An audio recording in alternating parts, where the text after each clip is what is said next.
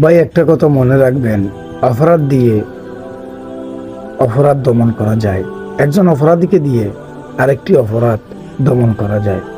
সমাজে দেখছেন না আপনারা, একজন এক সময় সন্ত্রাস তিনি বিচার করে, মেম্বার চেয়ারম্যানের কোনো কাজ থাকে না। ঠিক আওয়ামী লীগ সরকারও মনে করেন এরকমই। তারা আজকে জোরে পড়েছে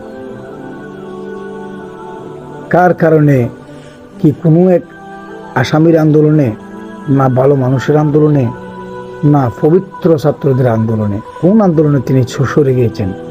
তারা তো স্বৈরাচার। একজন স্বৈরাচারকে ফেলাতে গেলে আরেকজন স্বৈরাচারের জন্ম হতে হয়। একজন আসামিকে ফাঁসি দিতে গেলে আরেকজন আসামিকে জল্লাদ হতে হয়।